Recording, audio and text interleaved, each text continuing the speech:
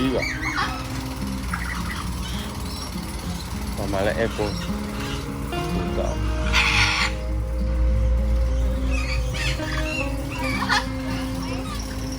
Leg. Oh, so beautiful.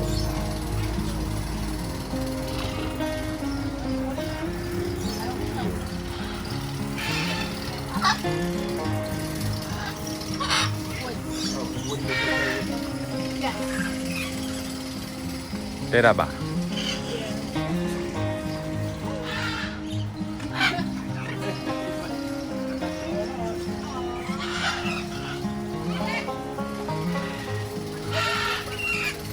Compare a parrot's intelligence to that of the average human toddler between the ages of 2 and 4 years old. Pretty cool, huh? Now here, we do love to work with that level of intelligence, whether through training or playing games. Both are very enriching and very stimulating for them. So I think what we're going to do here today is actually start off our show by playing one of our favorite games, and that game is called the Psychologist Color Form Board. Now for most of you, this is going to remind you of a toddler's play toy. It is.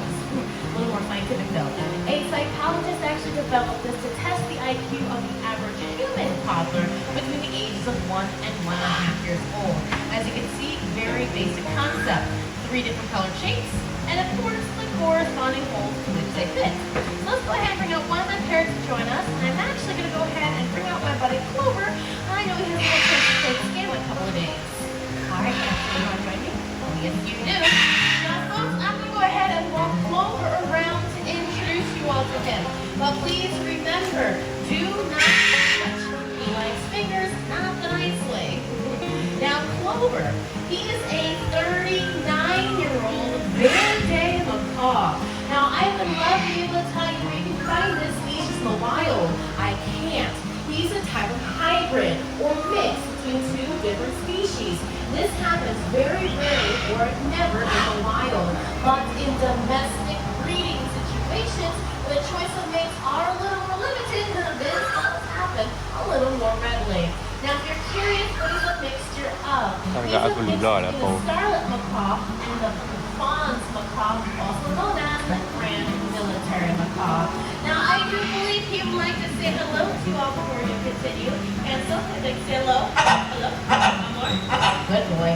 Yep, he's actually the one who trusts the mic off the top. Okay, so, before we do start the game, I do need to let you know a little secret about him. He kind of believes himself to be the star of the show around here. Isn't that correct, sir? He'll expect you guys to clap, whistle, stomp your feet, and yes, backflip. Just to let him know he's doing a fantastic job. So with that being said, let's go ahead and get started with the red square. Handsome.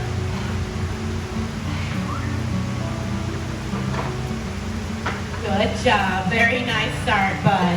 All right, yellow star. A little more difficulty. All these edges. Twist it, turn it to put it in place. Easy for us. We have fingers, twists, and thumbs. Let's see what his feet can do. Good job. Very nice. And last but not least, blue circle. No edges to worry about. No, one spot left. Good job, bud. Nice work, handsome. Nice, right? That was a little too easy for him. So let's make it a little more difficult, shall we? Let's go ahead now, mix up the pieces. And let's see if you can still figure out, well, where to go. All right, bud, are you ready for this? These are all for you, sir. All right, he's got that star. Square. Double checking, that's good. And the circle, good boy. Nice. Nice work. All right, final round. This is actually going to be the most difficult round for him. But we're going to try and trick him. I know this sounds mean, it is, but we want to make sure that he actually understands the concept of this board and he's not putting the pieces where he's been shown. In fact, you guys will have a decision of where we put the pieces. Just remember, wrong spot. So where should we place the stars? Square or circle? Circle? Okay. What about the circle then? Star or square? Star? All right. Ooh, you made this easy. All right, Clover bud, See your square? All I have to do is go right in the spot, okay? Do that for me. I'll get you next treat.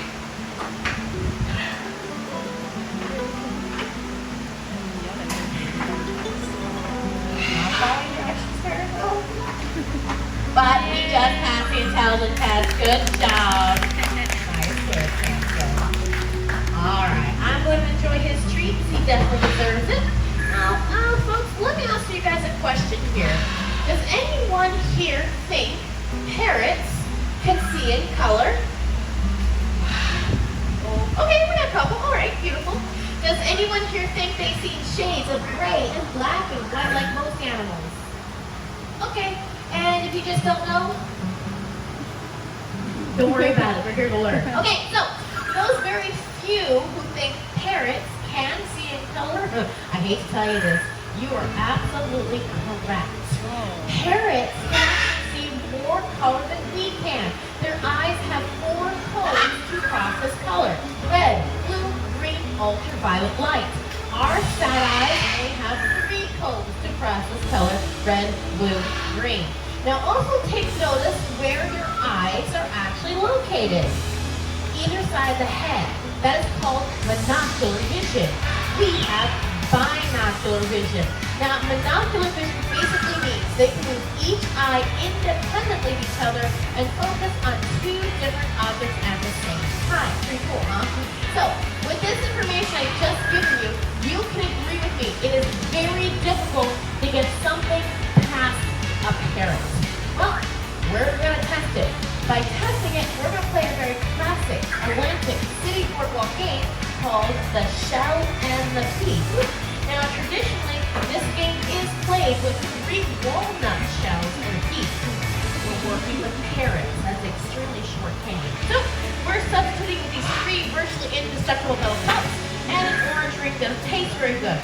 The concept still holds. Hide it, you mix it, and you see if the parrot can locate it. Now, does anyone take a guess before I do bring a bird down? Anyone? Want to take a guess? Want to bet on it?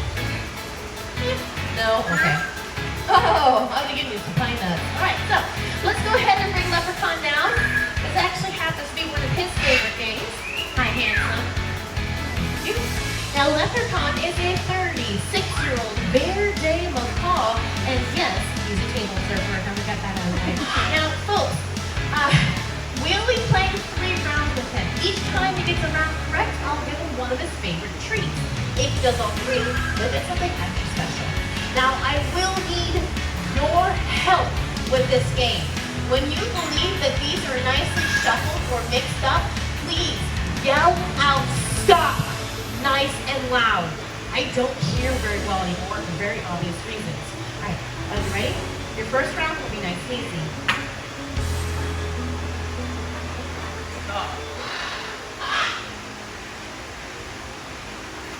Good job. Very nice start. Alright. Here you go, handsome. Okay, let's go ahead and speed it up, shall we? Bud, you ready?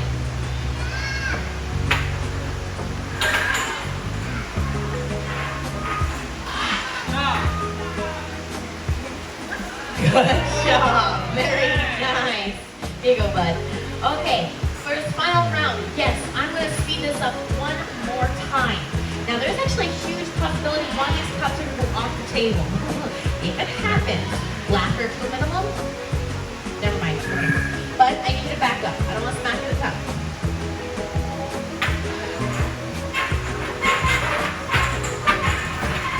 Please.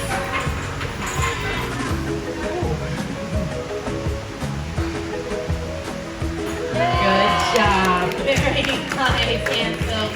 You were guessing though, I saw that. Now folks, let's talk about what makes these guys parrots besides noise. I know, right? There's actually 3 physical features or body parts that will classify these guys to a certain order known as cetastophore. Parrot is the common name. Can anyone take a guess at the first physical feature? It is the scariest part. Oh yeah, the beak. It's thick, it's curved, it's hooked on the upper and lower mandible. Now this does go great with their natural diet of fruits, seeds, nuts, and little children fingers. Now, I'm joking, it's not. It's actually other sorts of vegetation. But seriously though, the parrots you do see here on stage, their beak strength will range from 350, 500 to 700, all the way up to 1,200 pounds of pressure per square inch in those beaks. Never get too close, try to reach out, touch, feed, or pet a parrot you don't know. Might not end well. In fact, let's go ahead and demonstrate the beak strength. I just need a volunteer with their finger. Never mind. Let's mess around. Anyone familiar with macadamia nuts by any chance? Got some head nods? Wonderful. Has anyone ever tried to open a macadamia nut? What'd you use, sir? A tool? What type? Nutcracker, how'd that work for you? Pretty good? Okay, that's good. Still difficult, wasn't it? Yeah. Macadamias, if you're not familiar, require between 300 to 500 pounds of pressure. Hammer, bites, heavy-duty nutcracker, or a hyacinth. This handsome fellow, his name is Indigo. He's 16 years old. Now, hyacinths are actually one of the only known species of birds in the world that can consistently crack open macadamias using their own beak. Only one problem, you're not getting it back. He doesn't share, never has. Now, the last two physical features not as obvious. Let's go ahead and just toss it out there. Oscar, thank you. Look at those short legs. It's a must. They're not runners. They're not waiters. They are perchers and climbers. They need a low center of gravity with perching and climbing that they do. Now the final physical feature, my friend Woody here is going to join us. He is 36 years old. He's a military macaw. Now the final physical feature, please do me a favor and take a look at his toes. You'll notice the center two digits are pointed forward. The outer two digits are pointed backward. This is known as zygodactyl feet. Now, zygodactyl feet is very uncommon in the bird world, considering the basic perching foot will have 3 toes that are pointed forward and 1 toe that is pointed backwards. There's about 10,000 different species of birds in the world, but only a small handful will have these very unique and specialized feet. They'll include woodpeckers, toucans, roadrunners, and yes, our parrot friends. Now, parrots will do a combination of feet, beak, and those cute little short legs to be extremely acrobatic. But Clover, we're actually going to bring up one more time, because learning a combination of his short legs and zygodactyl feet in a way that's even challenging for parrots. And he'll be demonstrating for us by a nice little stroll here on his favorite blue barrel eagle hamster. Thank you. Clover, bud, can you join me one more time, please? Thank you. There you go, bud. All right, you'll notice right away those zygodactyl feet do indeed have a wide firm base, and the short legs, the low center of gravity for which you need to do this. I don't know about you guys, flamingo, ostrich, myself, this would not work. Now, in order to get this barrel to move forward, we actually have to walk backwards. Now, walking backwards is a trained behavior. In the wild, you may see animals take a step or two backwards to avoid danger. I highly doubt you can continue to pedal like this. And you're thinking, oh, this is something that must have taken him a very long time to learn to do. Not really. Parrots are extremely acrobatic, and well, he's a bit of a show-off. So 4.5 months, and yes, he's actually got very good at this. You need 2 more for me, handsome? And how about one more, sir? Quick, running on track. Good boy. Let's give Clover one more round of applause. She's a great job for us today. Nice work, buddy. All right. Now, I think we need to talk a little bit about training, because I would like to give you guys an idea of how we work with the animals in the park. We do love this very popular form of training here called operant conditioning, with a strong emphasis on positive reinforcement. So basically, it is a way of communication of what you like your animal to do, either a verbal or non-verbal pure command. If this behavior is done correctly and on cue, you follow it up with positive reinforcement, which I'm sure you guys can guess what we use here. Oh yeah, food. Use for your kids too, right? Don't forget, attention or affection can also be used. But most of our guys here do indeed prefer food. Isn't that right, Oscar? Yeah, good. All right, so Oscar, with a name like that, we thought it was only appropriate that he goal. So, folks, when we first started working him with this, we didn't just take all these objects, place them on the table, and expect him to know what to do. No, we have to go step by step. On our very first step, well, will he touch it? Good. Now that word good, you've been hearing me say throughout the show, it's a bridge. It's a connection between the behavior and the reward. Remember, in the beginning, he has no clue what's going on, but 20 to 30 repetitions, oh, I pick it up, I touch it, I hear that word, I get food, this is great. Let's continue. Now, the next part was a little frustrating. He had to pick it up and put it into my hand. So to keep this simple, when we first started, as soon as he picked it up, touched, bridge, reward. Over time, I would move my hand a little bit away. So you had to start saying, wait, nothing's happening, there's no word. Oh, bridge, reward. That's how we started getting to this point. Handsome? Good, thank you, sir. All right, now we can bring in the bin. Now, folks, sometimes animals can be afraid of new things. He was afraid of this. How we got over it, I put food all over this thing. Okay, so with another trainer's help, they would hold the bin just below the table. Because remember, he's used to putting this to my hand. So my hand would go into the bin. He'd follow it, put it in, bridge, reward, and you get this. Good, nice job, Clover. All right, as we continue to get more and more used to this, we start raising the bin so he gets used to lifting his head. Good. Eventually, all we have to do is place the bin on the table, and the bottle, and he knows exactly where it goes.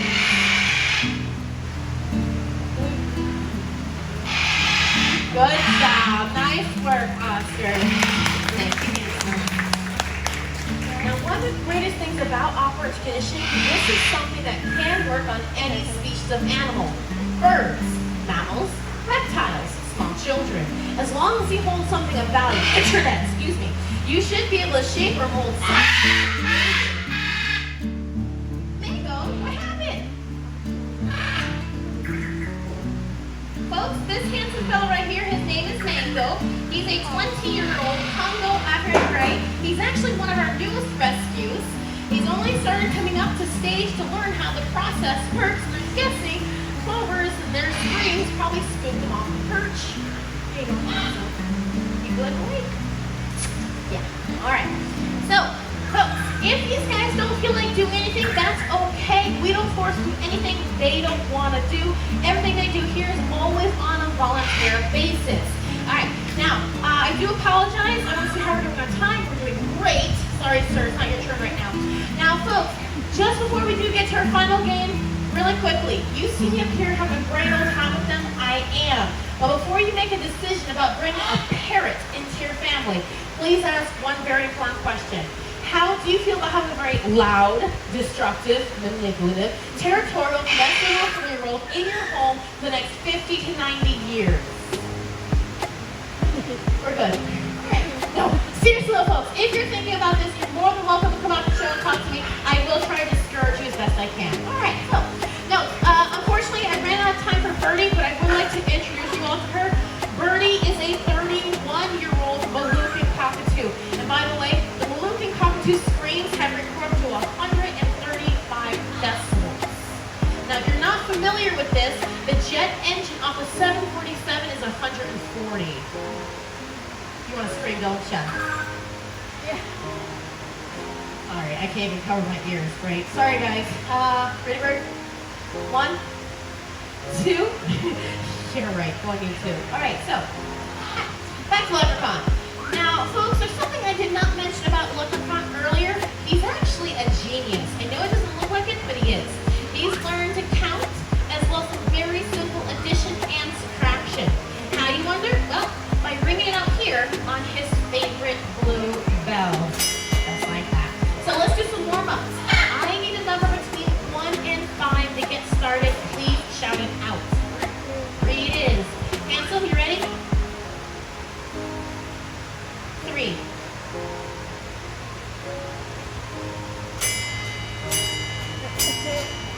Good job. Nice start. How about a number between 6 and 10? 7. Ooh, ahead and set the clearest. Sir, are you ready? You done looking under the table?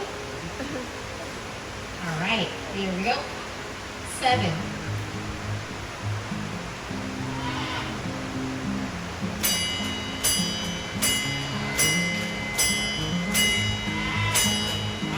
Good job. All right, addition. We're going to take the two numbers, add them together, and if you guys want to count along, please feel free. All right, sir, let's take that 3. Add to it 7. Should be pretty obvious.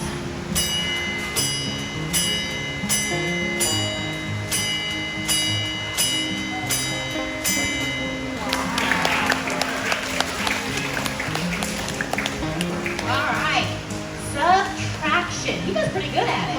So we're up to 10. I need one more number less than 10, please. Shout it out. I heard 2. All right. That would be an interesting one. All right, bud. 10. Minus 2.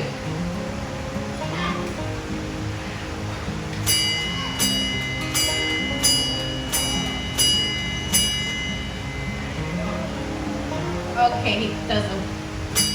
You're guessing. I'm not sure I can accept that.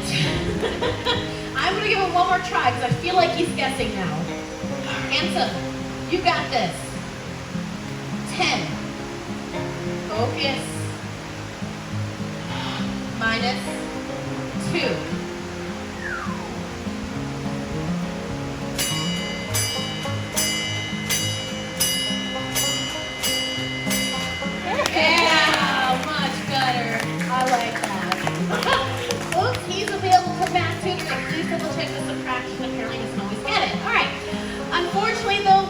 Reach the end of our show, but before everyone starts getting up, I do have some very important announcements.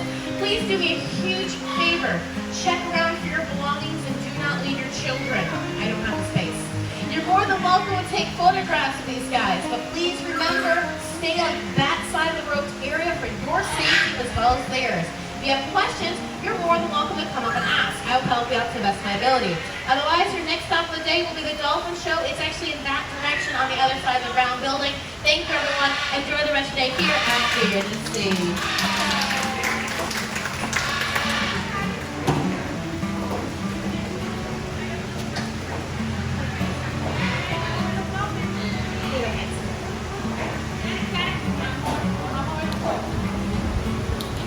Here's one of us cashew. Do you want cashew? There you go, sir. Oh, sorry.